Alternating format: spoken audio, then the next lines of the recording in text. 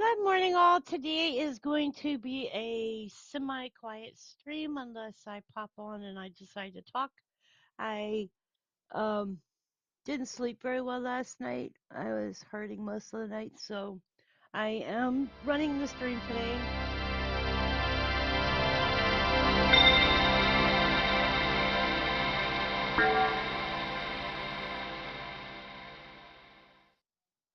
I am running the stream today, however, it's just going to be a quiet stream, so I probably won't be on a whole lot. Hi, Brooke and Fish, how are you doing? It's nice to see you. Let me give you something while you are here. Um,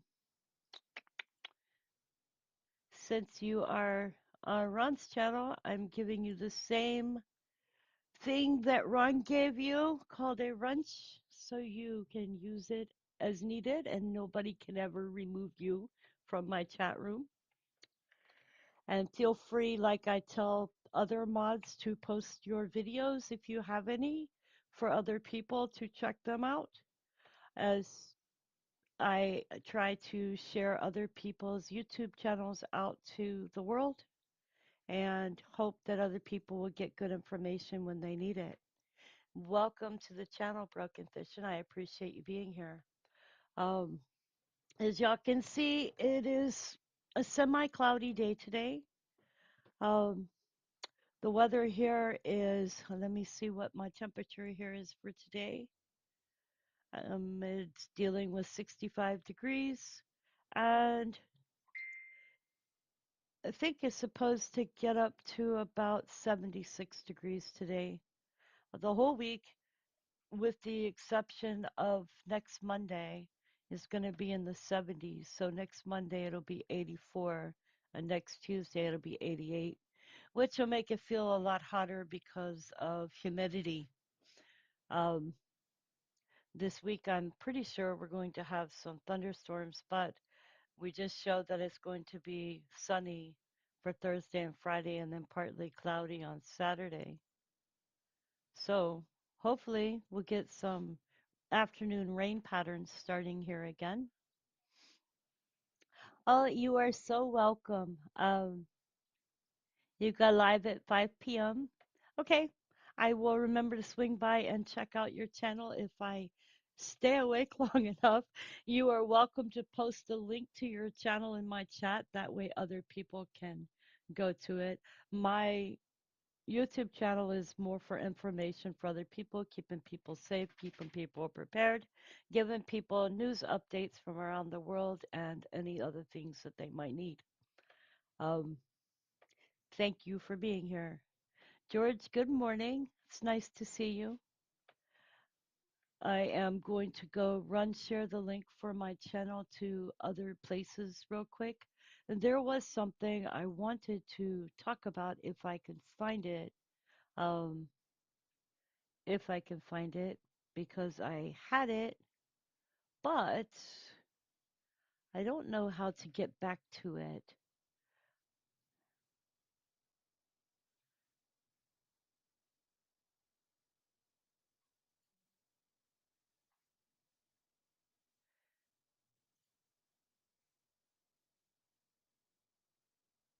Let's see if I can find what I saw earlier because I thought that would be interesting for you guys, but um, I don't see it now.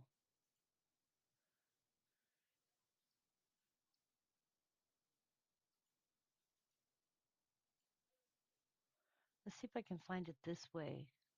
There's a search bar.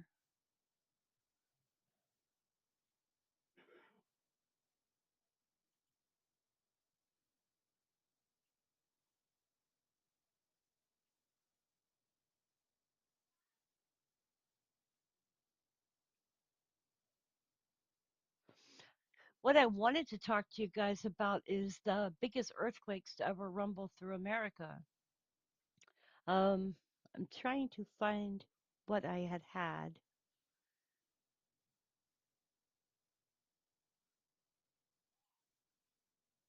But just so y'all know, we talk about the largest earthquakes to ever strike the U.S. we have to also talk about the earthquakes that have struck in the rest of the world. And there's only been a handful of notable earthquakes of the size of the 7.8 that hit Turkey to have ever struck the United States, and the earliest dates back to the 1700s. Anchorage, Alaska had a magnitude 9.2 on March 1964. It was March 27th, 1964 at 5:36 p.m.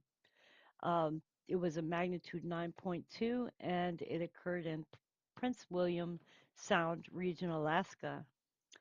It was the second largest earthquake ever recorded next to a magnitude 9.5 earthquake in Chile in 1960. That earthquake lasted 4.5 minutes and its epicenter was 75 miles east of Anchorage. That earthquake and the ensuing tsunami took 125 lives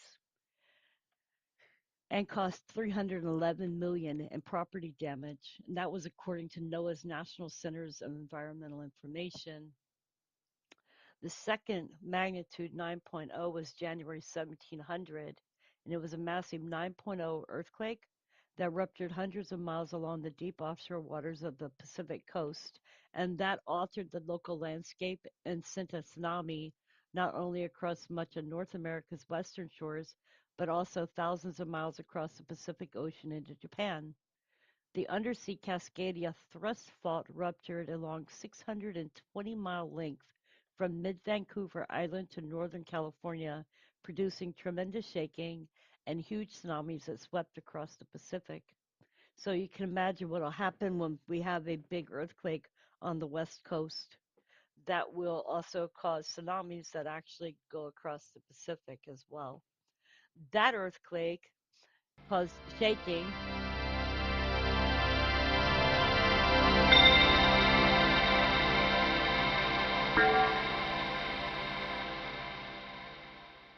Sorry, that earthquake caused shaking and collapsing of houses, the Cowichan people of Canada's Vancouver Island, and caused numerous landslides. That shaking was so violent that it caused people to not be able to stand and so prolonged that it made them sick. Then there was a 9.0 earthquake that rocked the Pacific coast 323 years ago, and that sent an orphan tsunami to Japan. Scientists determined entire forests died across hundreds of miles when the coasts of what are today Washington, Oregon, and Northern California suddenly dropped 4 to 6 feet, flooding the coastline with seawater amid an incredible tsunami. On the west coast of Vancouver Island, the tsunami completely destroyed the winter village of Pachina Bay, and there were no survivors. The tsunami swept across the Pacific, also causing destruction along the Pacific coast of Japan. The third earthquake was Fort Tejon, California. It was a magnitude 7.9, January 1857. The USGS had stated relatively little known is about the seismic activity near Parkfield, California at the time of the Great Fort Tejon earthquake, January 9th, 1857. A right lateral slip on the San Andreas Fault. Hang on a second, you guys.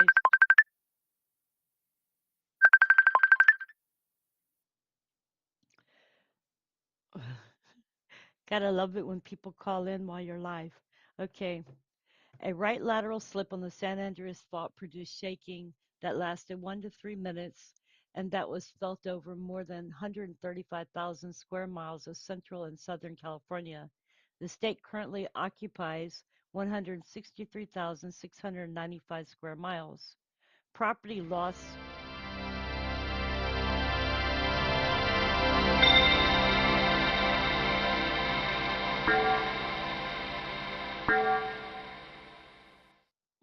Property loss was heavy at Fort Tejon, an army post about 4 miles from the San Andreas Fault.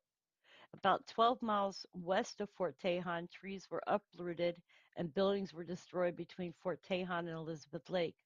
One person was killed in that collapse of an adobe house at Gorman, and that was reported by the USGS. The fourth was San Francisco, magnitude 7.9, April 1906. The California earthquake of April 18, 1906 ranks as one of the most significant earthquakes of all time, and that was reported by the USGS. At 5:12 a.m. local time, a foreshock occurred with sufficient force to be felt widely throughout the San Francisco Bay Area. The earthquake broke loose some 20 to 25 seconds later with an epicenter near San Francisco. The violent aftershocks lasted some 45 to 60 seconds. The frequent quoted value of 700 deaths caused by the earthquake and fire is now believed to underestimate the total loss of life by a factor of 3 or 4. Most of the fatalities occurred in San Francisco and 189 were reported elsewhere, and that's data by the USGS. Fifth is Sonora, Mexico, magnitude 7.6, May 1887. On May 3rd, 1887, a major seismic event with an estimated magnitude 7.2 shook much of the southwest U.S. and Mexico, the Arizona Geological Survey reported. The epicenter was south of Arizona-Mexico border in the San Bernardino Valley. It spanned over an area of nearly 772,000 square miles. It caused 51 deaths in northern Sonora, Mexico, and a major destruction of property in southeast Arizona.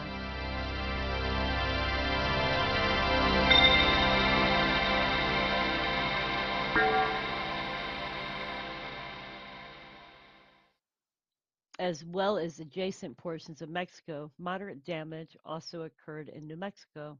Historically, it is the largest earthquake known to have caused damage in Arizona, and that's according to the Arizona Geological Survey. New Madrid, Missouri, magnitude 7.5 estimated, was on February 1812. February 7th, 1812, the strongest of a series of large earthquakes that struck near the town of New Madrid in southeastern Missouri. At the time, New Madrid was the largest settlement on the Mississippi River between St. Louis, Missouri and Natchez, Mississippi. But eventually, scientists discovered that New Madrid also sat on a most seismically active area of the Rocky Mountains through 2014. This New Madrid Seismic Zone produced a series of earthquakes and hundreds of powerful aftershocks over the winter of 1811 to 1812, including three of the largest U.S. earthquakes ever recorded east of the Rocky Mountains. The largest of the three struck on February 7th, 1812 at 3:45 a.m. local time, measuring at a magnitude of about 7.5. The earthquake eviscerated New Madrid. The earthquake was also powerful enough to severely damage homes in St. Louis, located about 160 miles away. The quake even modified the Mississippi riverbank, making the river flow briefly backwards in the wake of the trembler. And if I remember correctly, it also um, caused the bell to break or crack. Loma Prieta Quake, San Francisco Bay Area, magnitude 6.9, was on October 17th, 1989, and made itself instantly known to America as it struck during the broadcast of Game 3 on the World Series that was minutes from beginning in San Francisco Candlestick Park. Soft soils in the region amplified the shaking by a factor of 2 and caused severe damage across the Bay Area. The quake killed 63 people and caused $6 to $10 billion in property loss, and that's according to the USGS. 42 of the victims were from the collapse of the double-decked Interstate 880 Cypress Freeway in Oakland. The freeway's collapse led to changes along the West Coast, with San Francisco and Seattle later demolishing similarly constructed double-decker freeways amid fears they were vulnerable to future collapses in earthquakes. The annual Great American Shakeout, where the nation is tasked with practicing earthquake drills, is typically held on or around the quake's anniversary. Northridge Quake, Los Angeles area, magnitude 6.7, which was in January of 1994. That was actually January 17th, 1994. Nearly 5 hours after the Bay Area was rocked, it was Southern California. that had a 6.7 earthquake that jolted the Los Angeles area residents from bed in the pre-dawn hours. The quake killed at least 57 people and caused up to $20 billion in damage, making it the costliest earthquake disaster in U.S. history. The earthquake severely tested building codes, earthquake-resistant construction, and emergency preparedness and response procedures. The quake brought several surprises to seismologists, including strong vertical thrusts shown during the quake, creating unexpected structural failures in the vicinity of the fault. Steel frames failed in more than 100 buildings that were designed for such quakes, and more than 170 freeway bridges failed despite a decades-long program to retrofit freeways.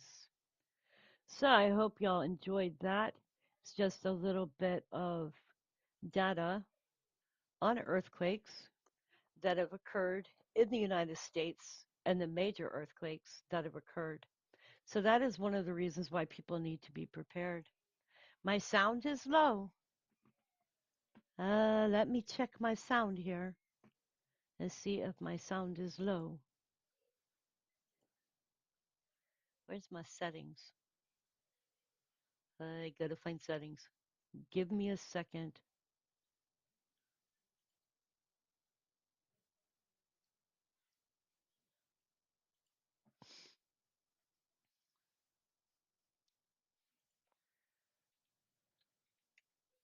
Could be that I'm talking low, but probably might be. Is that better? I am sorry. I just noticed my volume was down in the background, but hopefully that's better for you guys. And I hope y'all were able to hear what I just put out for you guys.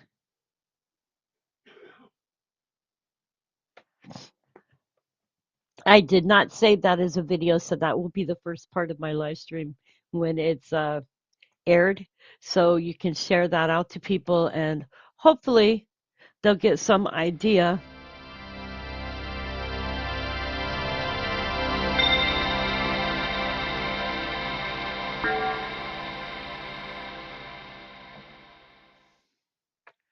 So hopefully people will get some idea that they need to be prepared for large earthquakes, because large earthquakes can happen all over the place here in the United States. It doesn't have to just be in California. You can have a major earthquake in New Madrid. You could have a major earthquake on the East Coast. I mean, we've even had 5.4, 5.5 in South Carolina. So, yes, you can get a major earthquake almost anywhere in the United States. I think it pays to be prepared and to know what you will do when an earthquake hits, and to have a go bag and a plan. Okay, you guys, I will be right back. I'm going to go into chat and chat at people.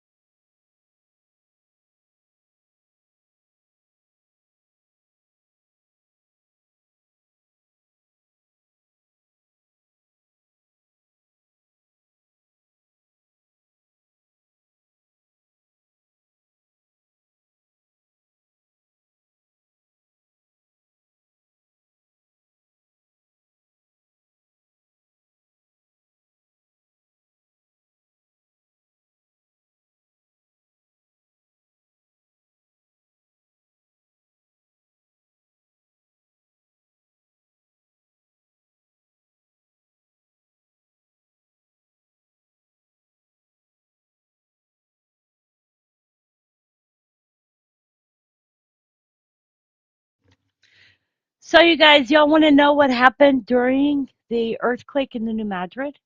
The New Madrid earthquakes were the biggest earthquakes in American history. They occurred in the central Mississippi Valley, but were felt as far away as New York, Boston, Montreal, and Washington, D.C. President James Madison and his wife Dolly felt them in the White House. Church bells rang in Boston. From December 16th to 1811 through March of 1812, there were over 2,000 earthquakes in the central Midwest and between 6,000 and 10,000 earthquakes in the Boot Heel of Missouri, where New Madrid is located near the junction of the Ohio and Mississippi rivers. In the known history of the world, no other earthquakes have lasted so long or produced so much evidence of damage as the New Madrid earthquakes.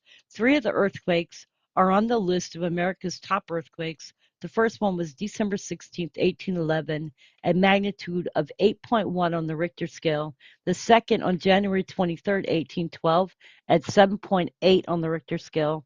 And the third on February 7, 1812, and it was an 8.8 magnitude. The Mississippi River ran backwards. After the February 7th earthquake, boatmen reported that the Mississippi actually ran backwards for several hours.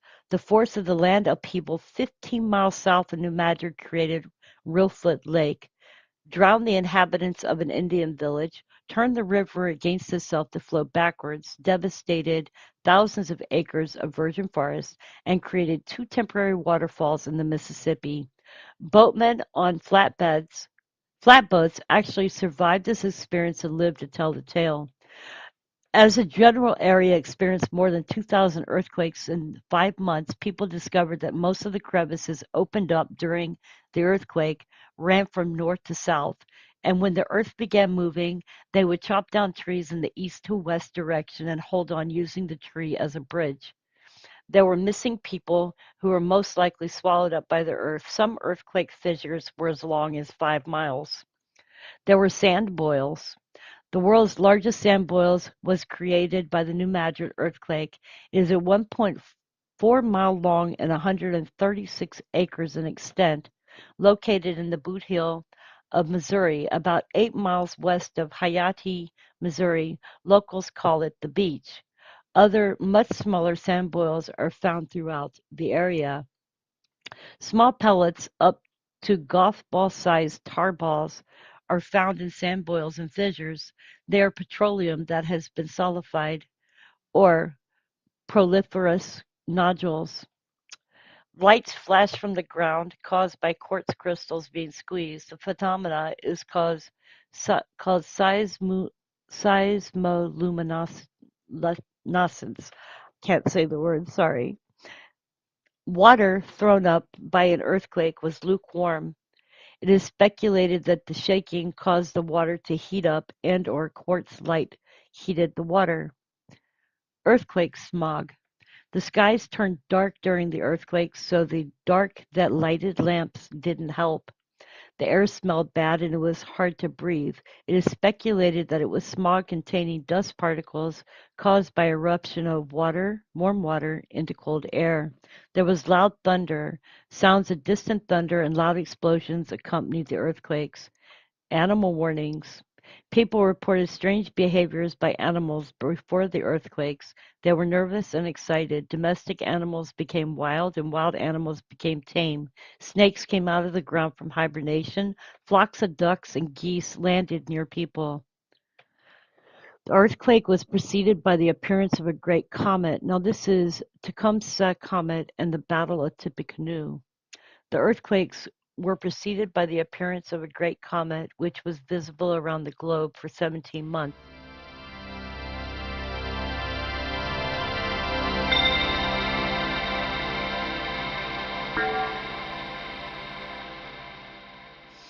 And was at its brightest during the earthquakes. The comet, with an orbit of 3,065 years, was last seen during the time of Ramses II in Egypt.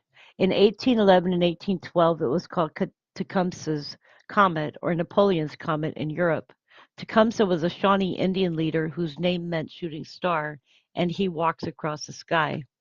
He was given the name at birth. a great orator and military leader, Tecumseh organized a confederation of Indian tribes to oppose the takeover of 3 million acres of Indian land, which were obtained by the Treaty of Fort Wayne in 1809. His brother, a religious leader called the Prophet, had gained fame when he foretold the total eclipse of the sun on June 16, 1806. The earthquakes continued as he traveled back to the Prophet's town, arriving there in February 1812. Tecumseh's followers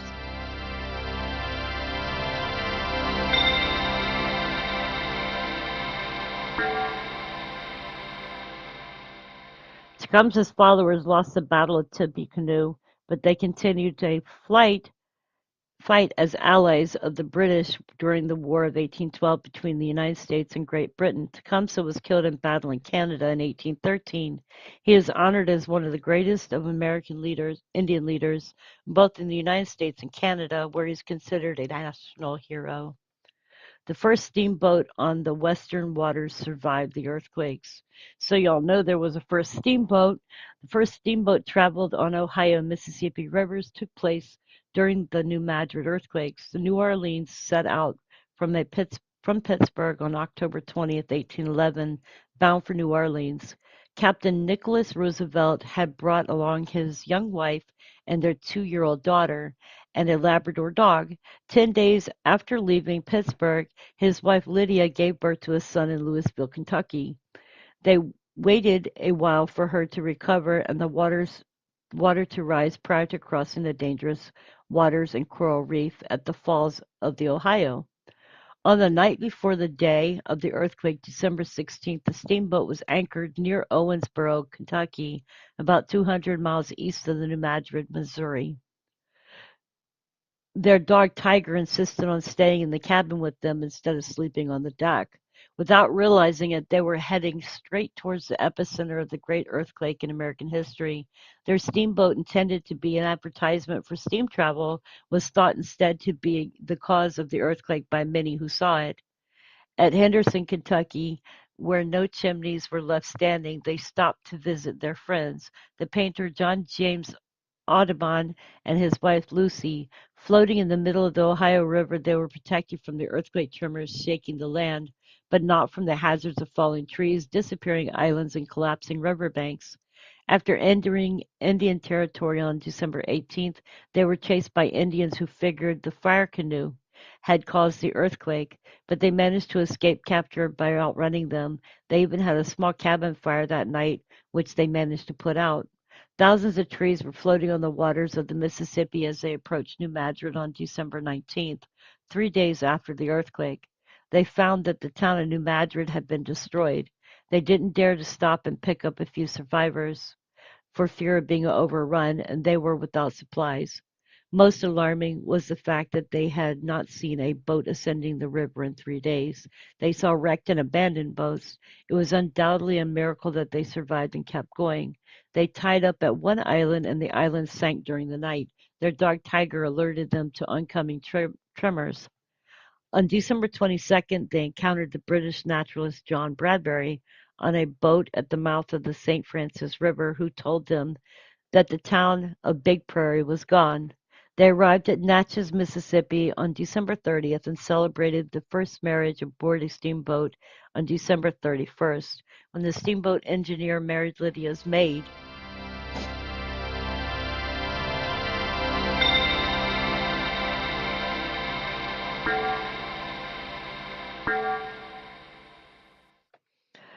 They arrived at New Orleans on January 10th, 1812, safe and sound, after traveling 1,900 miles from Pittsburgh on the first steamboat to travel the western waters. Wow, what an interesting story. That is so cool.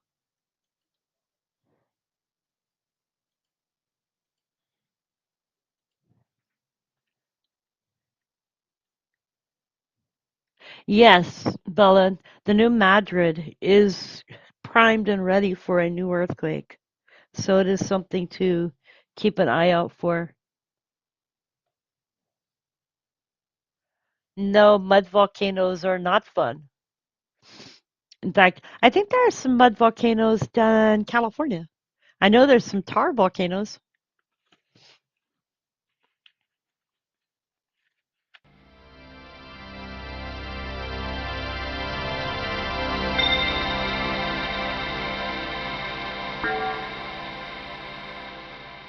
Okay, you guys, I'll be back in a few minutes.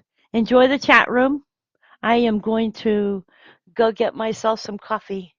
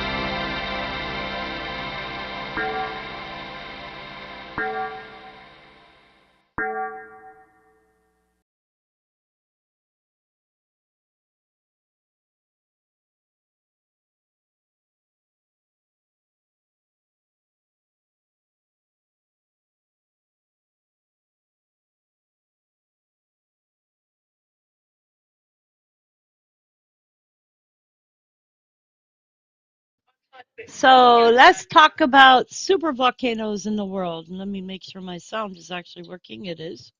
Okay. Lake Toba is a super volcano. Velez Caldera is a super volcano. And let's see, Lake Toba. Lake Toba is in northern Sumatra, Indonesia. Velez Caldera is in New Mexico.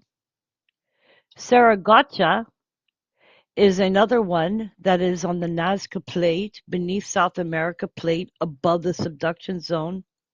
Um, is part of the Central Volcanic Zone, and it's a Miocene caldera in southwestern Bolivia, Sur Lipez province. Then you have Tambora, and Tambora is an active stratovolcano in western Nusa Tenggara, Indonesia.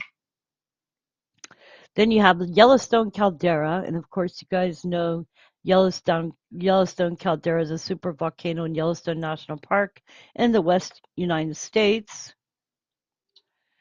Then you have La Guarita caldera. La Guarita caldera is an extinct supervolcano in San Juan Volcanic Arch in San Juan Mountains around the town of Creede in southwestern Colorado, United States. And its known super eruptions were La Garita Caldera, San Juan Volcanic Field, Colorado. So that one is interesting by itself. Then you have Galan, and Galan is in Catamarca province of Argentina, and it's one of the largest exposed calderas in the world and forms part of the central volcanic zone of the Andes. Then you have Wawa Springs caldera, and Wawa Springs caldera is a remnant discovered in 2013 in Utah. It released 5,500 to 5,900 cubic kilometers of tephra. Okay, so then we have Taupo. Taupo is in New Zealand, and it's responsible for the most recent supervolcano coming in at around 26,500 years ago, when 1,200 cubic kilometers of pumice and ash was sent flying into the atmosphere. Okay, so then we have Eira caldera, and Eira is a gigantic volcanic caldera that is located on the southern end of Kyushu, Japan. Then we have La Pucana, and La Pucana is a Miocene age caldera in northern Chile's Antofagasta region, part of the central volcanic zone of the Andes. And then you have Aranui eruption, an Aruin eruption of the New Zealand Taupo volcano about 26,500 years ago was the world's most recent VEI 8 eruption. So there you have the supervolcanoes, and there are 20 supervolcanoes in the world.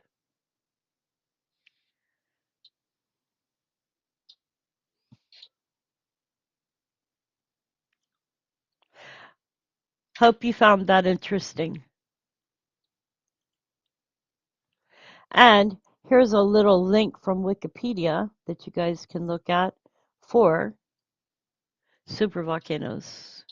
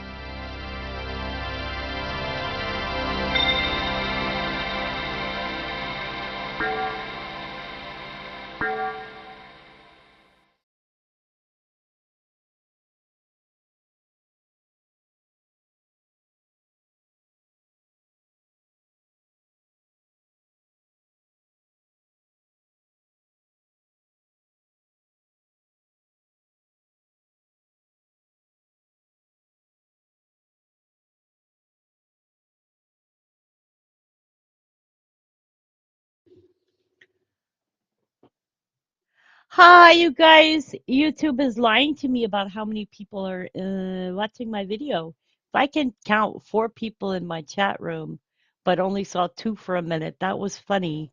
So I don't tend to pay attention to the numbers anymore that show watching because I think YouTube tends to hide the numbers. I think that there's actually more people than two people watching the channel at this time. But if y'all could do me a favor, please leave me a like. If you are not already subscribed, please subscribe.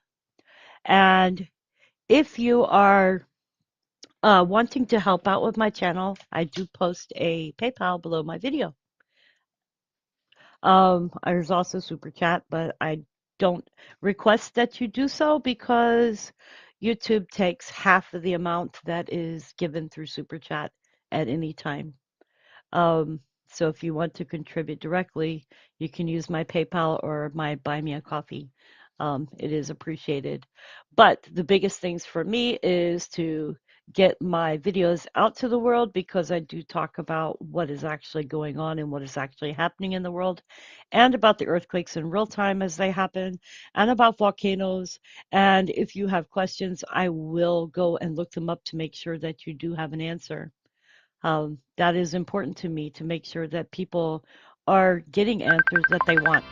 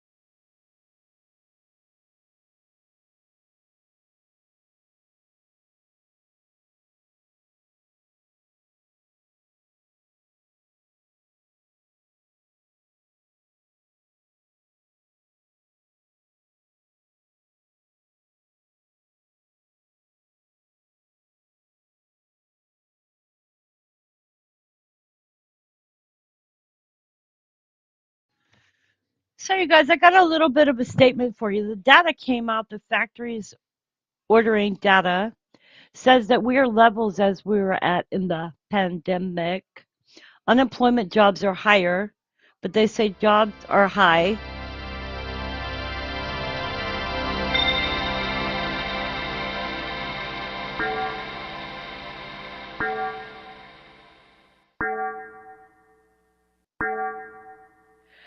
But they say jobs are high, gold is higher, oil is higher, almost $90 a barrel. Houses are higher. Basically, everything is higher. But the economy is doing great. However, our debt is way too high to correct. There's no room to push or force a stable economy. In 2007, when we were in, okay, hang on. Back in 2007, we were in a recession. The government said that we were fine. And then they came out and admitted that we had been for a year and they got the data wrong. So the Fed is going to cut rates because of politics. Biden is trying to be elected, and the Fed said that they won't want to influence an election, and raising would look bad on Biden. But then lowering that rate will cause gasoline on fire, and stock market will crash, and inflation will look like Armageddon. Um, they've leveled higher in the expectation of the Fed cutting rates. Okay, so there isn't much left to cut of the raised rates because we're almost 3 interest, but now inflation 3.1, 3.2, 3.3, 3.5 for 4 months, and that's going back up. So logical is to raise rates, and they won't.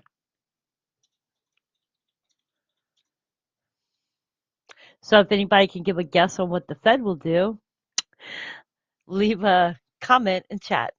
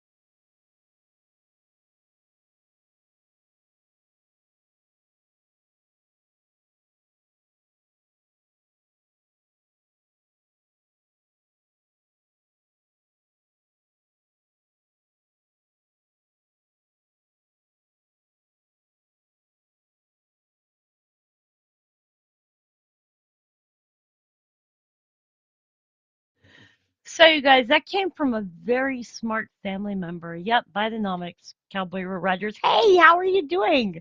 I am so happy to see you in chat.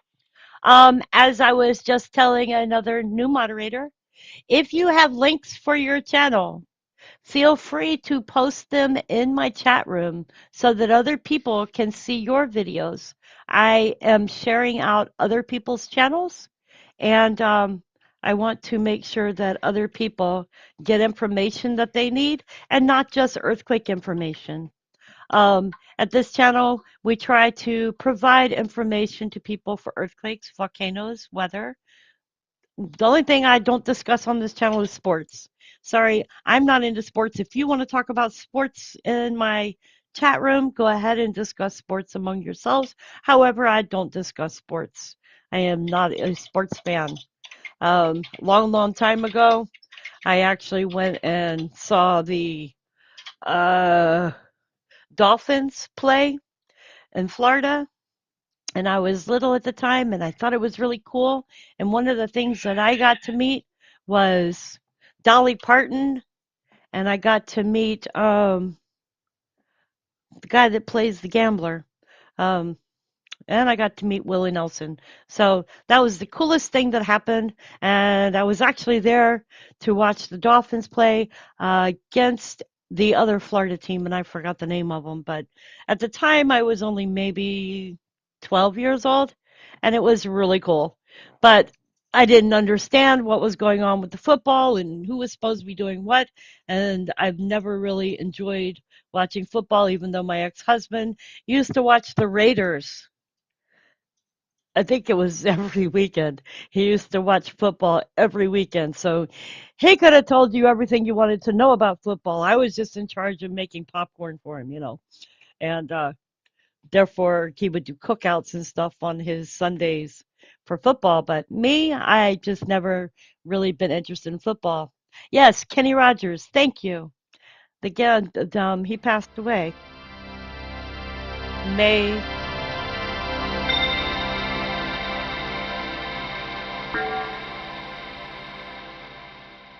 Yes, the Dolphins. His was the Raiders, and he likes the 49ers. Um, I just never really got into football. And the only other thing I remember going and watching was ice hockey in Tacoma, Washington. Now, I thought that was cool, but then again, I can't ice skate. I have two left feet, and I fell down every time I tried to ice skate before. But I'm good at roller skating. I used to roller skate every weekend when I was younger, when I got a chance to go to the roller skating alley. That was fun. But as far as sports, nah, I'm not very competitive in sports. I just never saw any interest in people kicking balls around.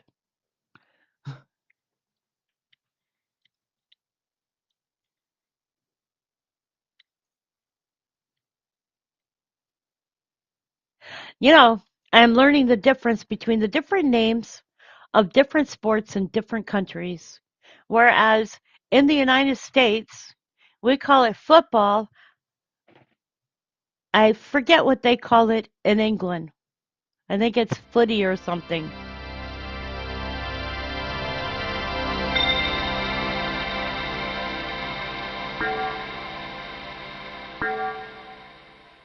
Now I know I liked playing badminton when I was little, but that's not a sport that I know of.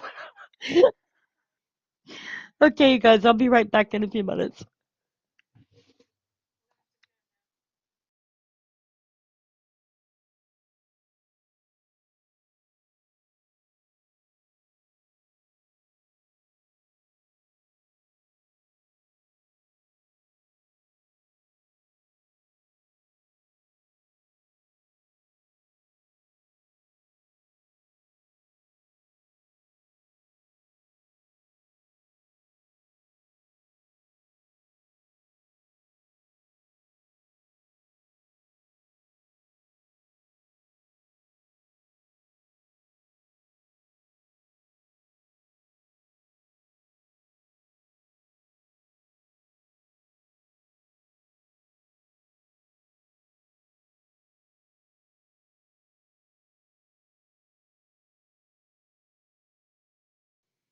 Maybe horses are considered sports.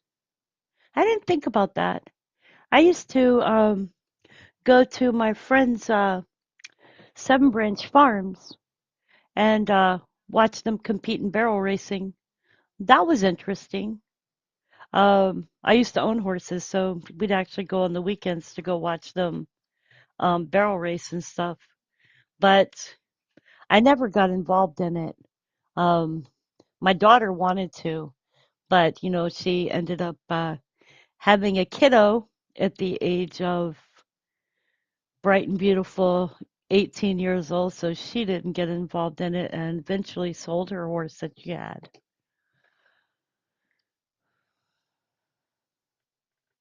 Me either, cowboy, me either.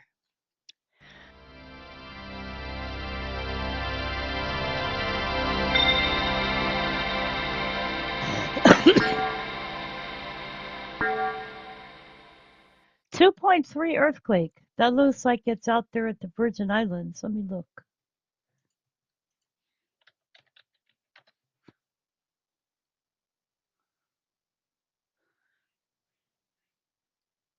That's where it looks like, but I don't see it.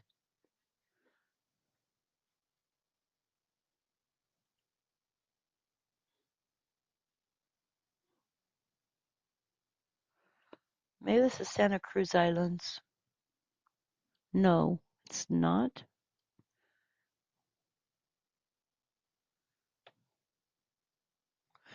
I don't see it.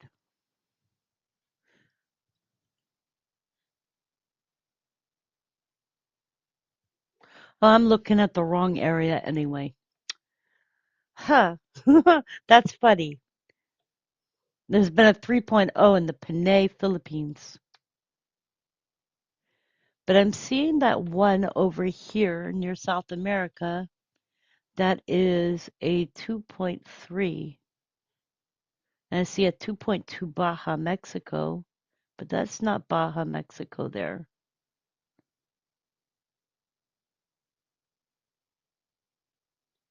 Let me look on USGS.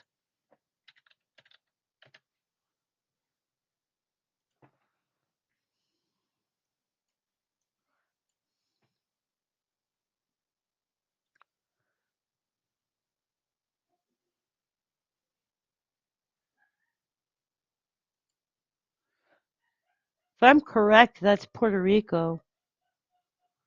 And that's listed with USGS, so yeah. The last earthquakes that USGS is listing is a 4.8 Solomon Islands, a 2.6 Schertz, Nevada, a 3.3 Petrolia, California, a 3.3 Rosarita, Baja California, a 2.8 Baja California, a 4.0 Loreto, Mexico, a 2.97 Trees, California, a 5.1 Fukushima,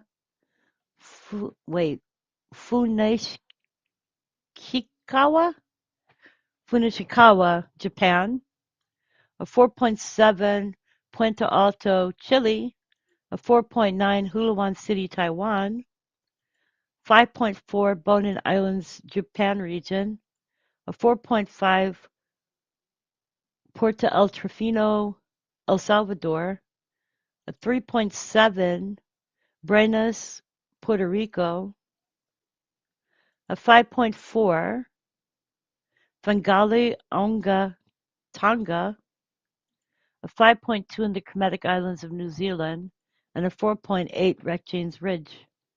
So those are the last 20 or so earthquakes from USGS that are listed on USGS. And here is a link for the map for USGS for those who might like to look at it.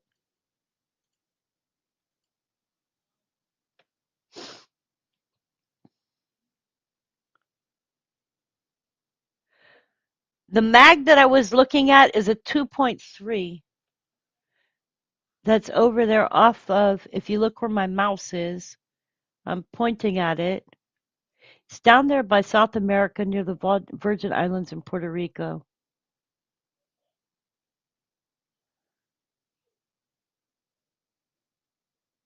So I see a 3.3 there as well. And when I was looking on USGS, it's showing the 3.3, and the middle one is a 3.7. And then you have a 3.4. But the one that I'm seeing there is a 2.3, unless it was listed incorrectly.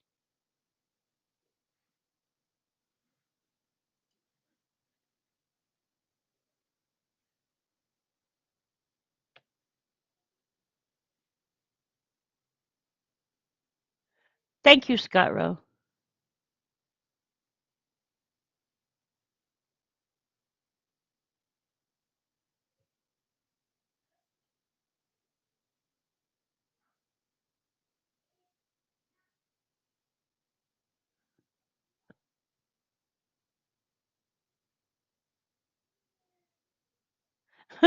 It's all right. Welcome to chat, Scott Rowe. Appreciate having you here. Please remember to like and subscribe and share if you'd like to. Okay, you guys, I'll be right back. Gotta warm my coffee up.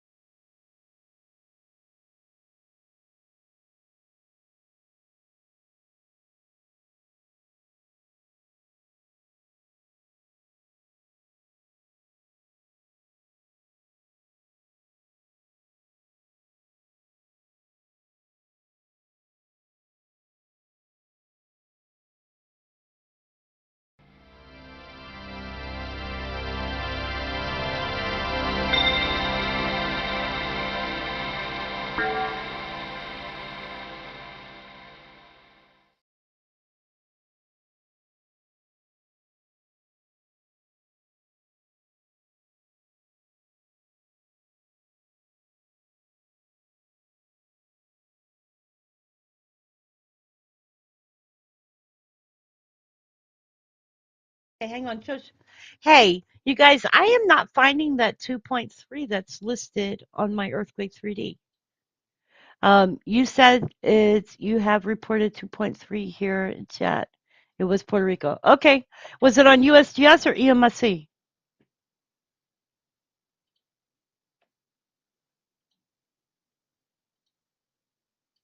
And I see that California has had another earthquake.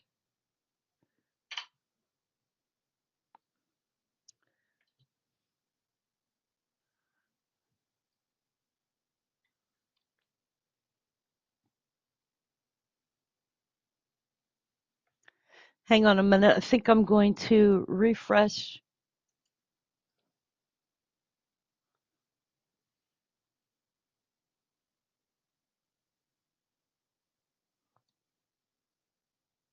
Okay, so I just refreshed everything. I was just mentioning to my friend here that seems to be a lot more active volcanoes this week. If you're noticing, there's not as many blue cones as there usually is. So that means that there's quite a bit more activity going on, especially over here off of South America. And the worry for that would be the Cocos plate. If you have a lot of activity on the Cocos plate, inevitable, inevitably, that will eventually rupture. The Cocos plate is around here. So when that ruptures, that will cause damage to the West Coast. But the nice thing to see is that there are swarms instead of major earthquakes going on in the West Coast right now. Um, Swarms relieve pressure, whereas big earthquakes do major damage. Swarms are actually more your friend than a bigger earthquake, so to speak.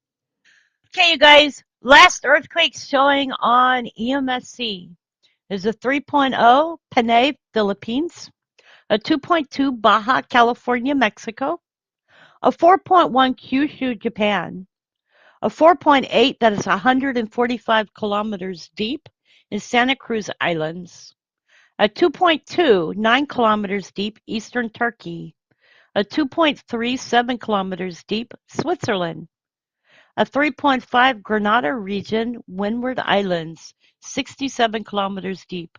Not bad. Northern Peru has had a 3.8 that was 25 kilometers deep. Los Lagos, Chile had a 4.5.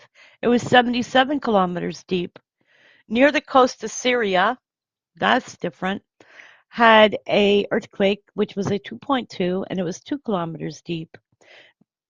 Then we had a 2.4 northern Italy, 25 kilometers deep. Sorry, I'm skipping Turkey. Puerto Rico region had a 2.3. It was 12 kilometers deep. Nevada had a 2.6, and it was 12 kilometers deep. Then you had Strait of Gibraltar, a 2.1, 26 kilometers deep. And I am going to have a hard time pronouncing this name. Chhattisgarh Orissa Board, India, 2.6, 5 kilometers deep. Then Java, Indonesia had a 3.9, 165 kilometers deep. And then if we scroll back, I am looking to see if we've had any big earthquakes. Bonin Island 8 hours ago had a 5.4, and that's Japan. Then there was a 5.5 south of Panama. It was 12 kilometers deep, and that was 14 hours ago. And a 5.5 southeast of Loyalty Islands, and that was 14 hours ago, 14 hours and 49 minutes ago. That 5.5 was 10 kilometers deep. So this week seems to be more fives, threes, and fours. Last week we had our sixes. And I'm pretty sure that that 5.5, both of those 5.5s for southeast of Loyalty Islands and southeast of Panama were probably downgraded. Um, I'm noticing something here lately that a lot of the earthquakes are being downloaded to point 0.8 or point 0.5. So if you look, you'll see point 0.4, point 0.5s, and point 0.8s. And maybe it's just me noticing that, but it is kind of strange because I'm not seeing a whole lot of point 0.9s. Well, you also see point 0.7s or point 0.6, but I'm not seeing a whole lot of point 0.9s, which was normal. For a long time, we were seeing point 0.9s.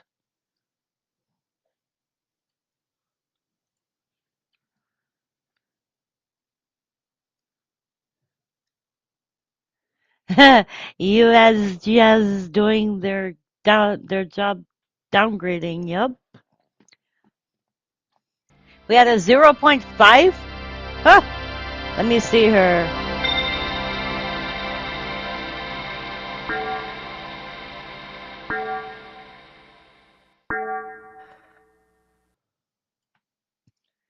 That is showing that there was a 0.5 earthquake. Um, and I'm seeing a 1.3 earthquake, but that was on the 21st. So this is a new earthquake that is showing up. So it's not even on Oregon Live earthquake map yet. Let me see here. Maybe it's over here.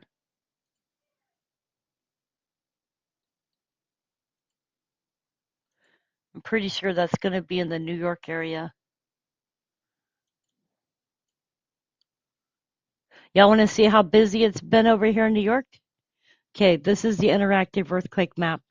This is their earthquakes, and this is for the last 72 hours. So that's all of the earthquakes that they've had in the past 72 hours for New York.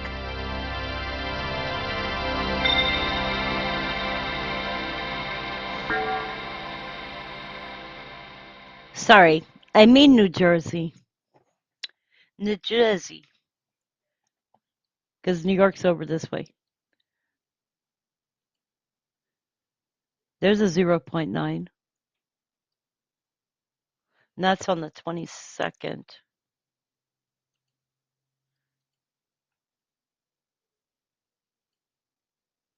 There's the 23rd.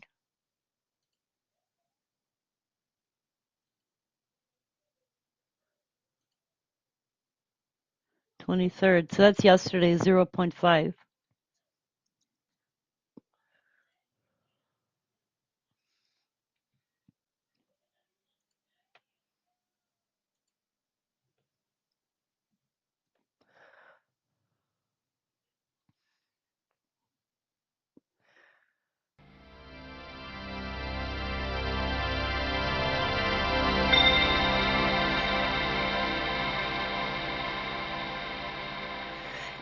Yeah, that is quite a swarm, but it's all coming from that one big earthquake that they had there in New Jersey. And to be honest, I think it has to have been a little bit bigger than what they stated it was. Because, with it being the size that they said it was, I don't see the swarms would have lasted as long as they have. So I would say that that earthquake was in the 6 range, definitely.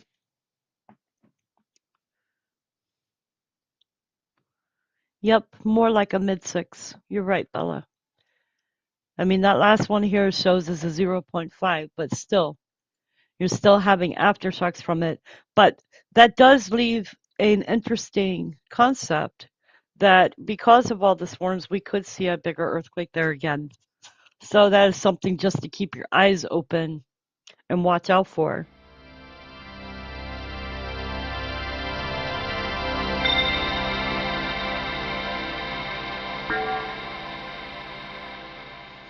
Just like Indonesia had that bigger earthquake. They had what, a 7.4, and they ended up having swarms, and some of those swarms have been in the 6 range. So that is normal from a bigger upper level earthquake to have bigger earthquakes that are aftershocks.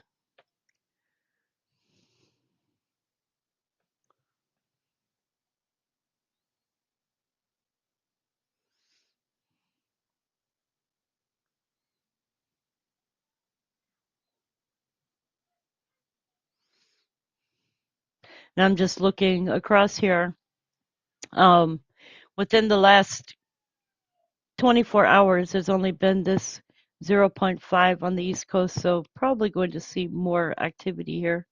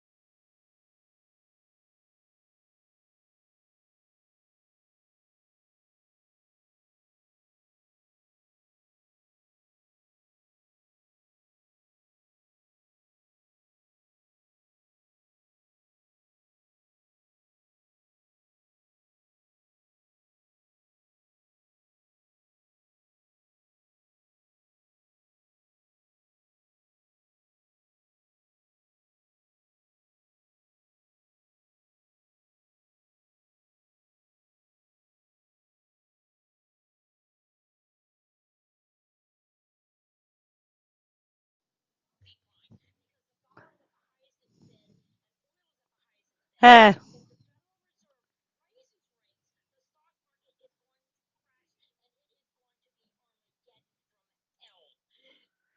Okay, you guys, bird flu virus has been detected in pasteurized milk, according to the FDA. Particles of bird flu were detected in some samples of pasteurized milk, though the virus in that form is not a threat to humans, the Food and Drug Administration announced Tuesday. As a bird flu epidemic spreads through avian and cattle livestock across the country, the FDA increased testing of the domestic milk supplies. Some of the testing samples found inactive remnants of bird flu virus killed during the pasteurization process. To date, we've seen nothing that would change our assessment that the commercial milk supply is safe. The agency is undergoing extensive testing of egg and milk production to ensure that those supplies remain safe from the virus, it said. Results from multiple ongoing safety studies will be released in the coming days. As of Tuesday evening, the virus known as type A H5N1 has been found in dairy cows in Idaho, Kansas, Michigan, New Mexico, North Carolina, Ohio, Texas, and South Dakota. Only 2 people in the U.S. have ever been infected with bird flu, including a Texas dairy worker earlier this month. He recovered suffering from minor symptoms. The FDA continued warnings against consuming raw eggs and milk, noting that the pasteurization and heat treating process of stores purchase products ensures their safety. So, you guys, that is an update on milk and a milk warning.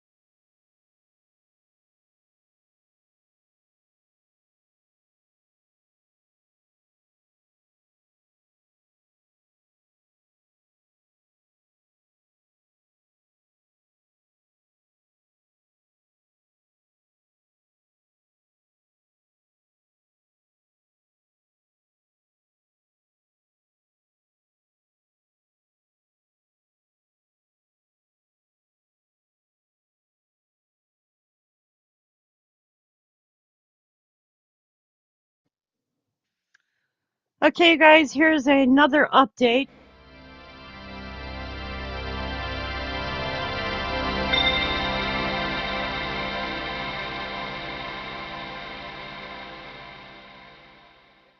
If you are in North Carolina, more than a dozen new cases of neurological disease have been detected in deer in Cumberland County since July, according to the State Wildlife Resources Commission. The commission reports that 13 new cases of chronic wasting disease have been detected in Cumberland, Surrey, Stokes, and Yadkin counties, bringing the total number of cases to 24 since the disease was first detected in Yadkin County in 2021. On Wednesday, the Wildlife Resources Commission announced additional counties are being monitored. Those counties are Alexander, Allegheny, Ashe, Bladen, Davie, Forsyth, Guilford, Harnett, Hoke, Iredell, Robeson, Rockingham, and Sampson counties. The Wildlife Resources Commission said that last fall, 36,146 samples from wild deer were tested. According to the release, the Wildlife Resources Commission is forced to test deer samples because the disease is impossible to detect through observation and signs of illness may not be apparent for more than 16 months after the animal is infected. The release said that given enough time, the disease is always fatal.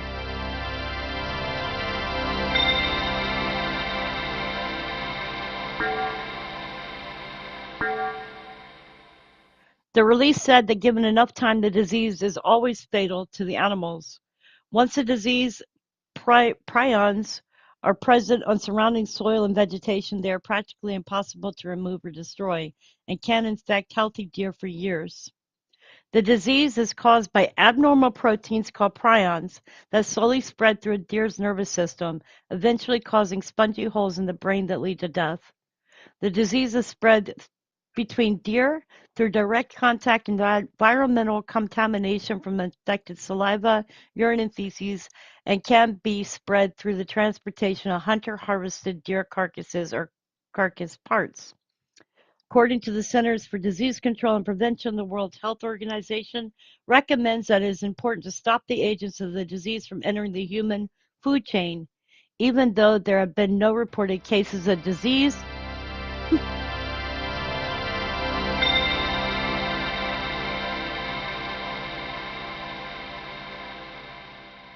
Even though there has been no case of disease infecting people.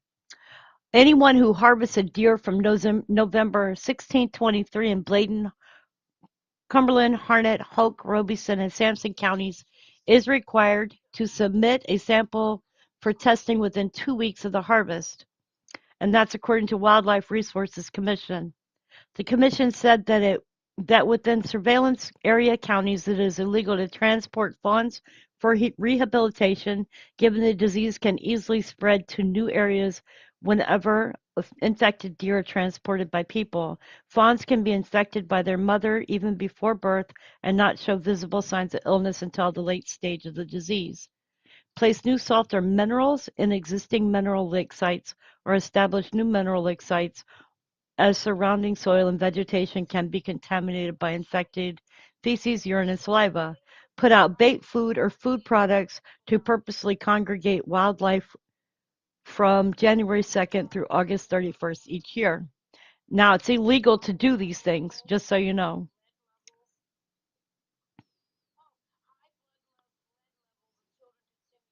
Okay, you guys, be right back.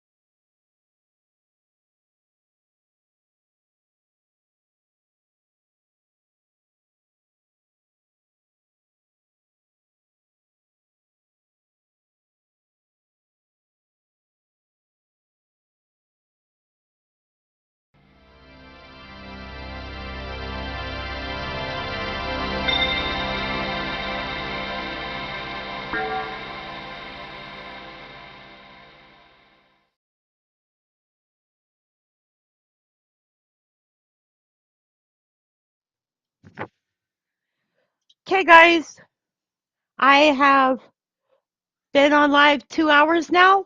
I am going to leave this as a video for everybody, and I will be live tomorrow. If there is a big earthquake, I will be back on live, just to let you guys know. I appreciate you all for being here today. Thank you for attending, for listening, for sharing, for subscribing, and for helping me to get the word out to other people about things that are important for them to know. I appreciate your time and your effort.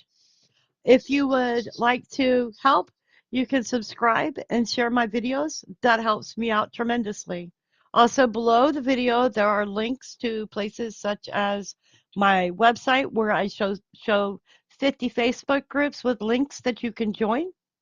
We also have a MeWe, a Twitter, Facebook, Instagram, and Discord. I am still working on the Discord, so I don't expect anybody to try to join it yet. Also, my mailing address and PayPal is below the video. Also, anything else that you would like to know, you can find out through Facebook. I also have a Buy Me a Coffee site where I post my link every single day. Anyways, you guys, much love, God bless, and thank you for having been here today. George Mitchell, thank you for being a mod. Bella Virgo, let me see who all has been here today. Cowboy Roy Rogers, thank you for your time. Scott Rowe, thank you for being a part of our channel. I know. I don't have his name listed though. Mourner's Wrath, thank you for being here.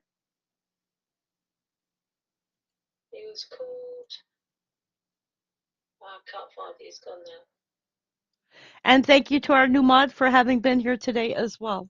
Anyways, you guys, we appreciate you. Much love. God bless. And I will see you over on our Facebook groups.